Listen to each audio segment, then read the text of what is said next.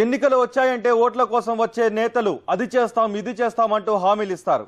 కానీ కడప ఉప ఎన్నికల ప్రచారంలో ఇలాంటి సీన్ మాత్రం ఎక్కడా కనిపించట్లేదు. ఘాటైన మాటలు, పదునైన విమర్శలు, సీమ పౌరుషంతో కూడిన హావభావాలు ఉప ఎన్నికల దగ్గర పడుతున్న కొద్దీ నేతల్లో కనిపిస్తున్న జోష్ ఇది. ఒకరిపై ఒకరు దుమ్మెత్తి పోసుకోవడం తప్ప జనం సమస్యల జోలికి వెళ్లట్లేదు. ఎన్నికలు దగ్గర పడుతున్న కొద్దీ ప్రచారం మరింత వేడెక్కుతోంది. కాంగ్రెస్, టీడీపీ, వైఎస్ఆర్ కాంగ్రెస్ నేతలు ఎవరికి వారే తమదైన శైలిలో ప్రచారం చేస్తున్నారు. నువ్వెంత అంటే నువ్వెంత అన్నట్టు సాగుతున్న వీరి ప్రచారంలో నేతలు దుమ్మెత్తి పోసుకుంటున్నారు.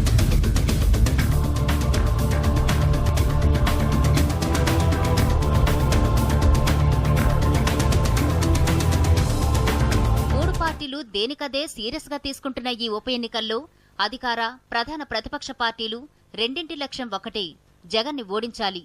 ఇందుకోసం కాంగ్రెస్ నుంచి ఏకంగా ముఖ్యమంత్రి కిరణ్ కుమార్ రెడ్డి రంగంలోకి దిగారు. కాంగ్రెస్ సర్కార్ ఎవరి దయాదాక్షిణ్యాల మీద నడవట్లేదన్న కిరణ్ మొదటిసారి నేరుగా జగన్ ని లక్ష్యంగా చేసుకుని పదునైన విమర్శలు చేశారు.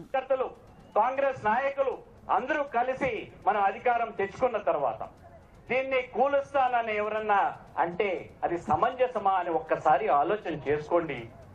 అది కూడా ఎవరంటున్నారంటే రాజశేఖర రెడ్డి గారు తనయుడు అంటే అది ఎంతవరకు సమంజసము ఒక్కసారి ఆలోచన చేయండి అని నేను కోరుతున్నాను. ప్రొద్దుటూరు, పులివెందుల, కడపలో జోరుగా ప్రచారం చేసిన సీఎం ఘాటైన మాటలతో జగన్ ని ఏకిపారేశారు.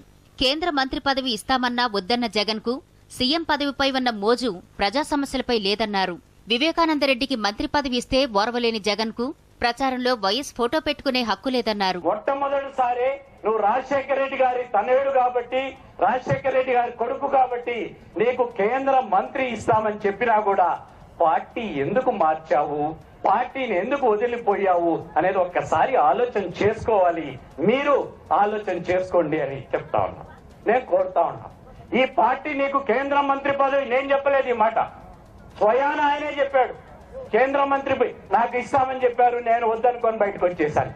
కేంద్ర మంత్రి లాంటిది నీకు ఇస్తానని చెప్పిన తర్వాత ఎందుకు బయటకు పోయావు? కాంగ్రెస్ తరపున సీఎంతో పాటు చిరంజీవి కూడా కడపలో పర్యటించారు. తొడగొట్టి మరీ ప్రత్యర్థులకు సవాల్ విసిరారు. ఎవరెన్ని కుట్రలు, కుతంత్రాలు చేసినా కడప ప్రజలు కాంగ్రెస్ నే గెలిపిస్తారంటూ ఆకట్టుకునే ప్రయత్నం చేశారు.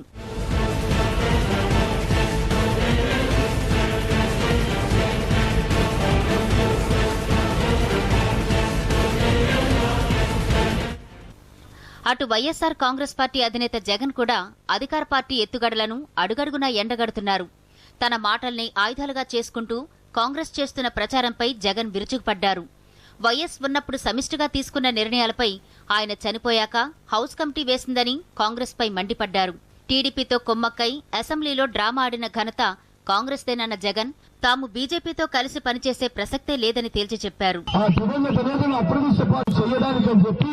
సిగ్గు లేకుండా తెలుగుదేశం పార్టీతో కుమ్మక్కై 10 రోజుల పాటు అసెంబ్లీలో ఒక డ్రామా జరిపించి ఆ దివంగత నేతను అప్రతిష్టపాలు చేయడానికి ఇంత కుట్ర పన్నుతున్నారు. మీకు కనపడడం లేదా? ఆ వేళ దివంగత నేత ప్రీతమ నాయకుడు రాజశేఖర రెడ్డి గారు తీసుకున్న ప్రతి నిర్ణయం కూడా సమిష్టిగా మొత్తంగా మంత్రివర్గ సభ్యులంతా కూడా కలిసికట్టుగా తీసుకున్న నిర్ణయాలు కావాలని అడుగుతున్నాయి కాంగ్రెస్ పార్టీలో. కాంగ్రెస్, వైఎస్ఆర్ కాంగ్రెస్ కు ధీటుగా ప్రచారం చేస్తున్న టీడీపీ అధినేత చంద్రబాబు ఆ రెండు పార్టీలను తూర్పారబట్టారు.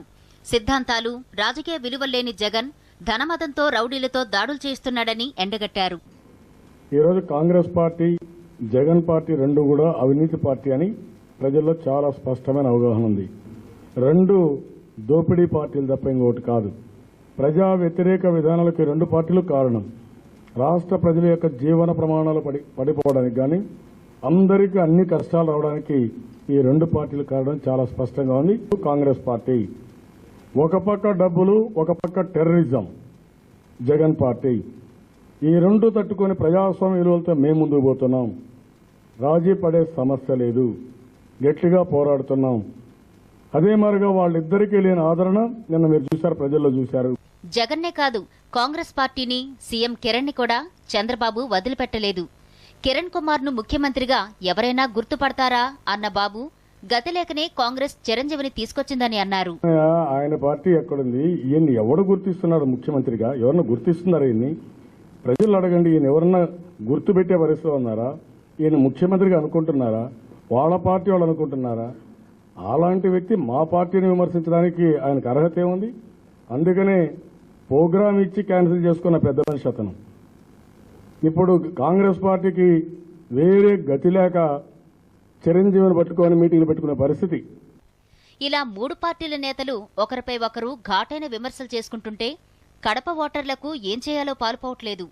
అసలు ప్రజా సమస్యలను గాలికొదిలేసి దుమ్మెత్తిపోసుకుంటున్న నేతల తీరు ప్రజాస్వామ్యానికే సిగ్గుచేటని విమర్శిస్తున్నారు.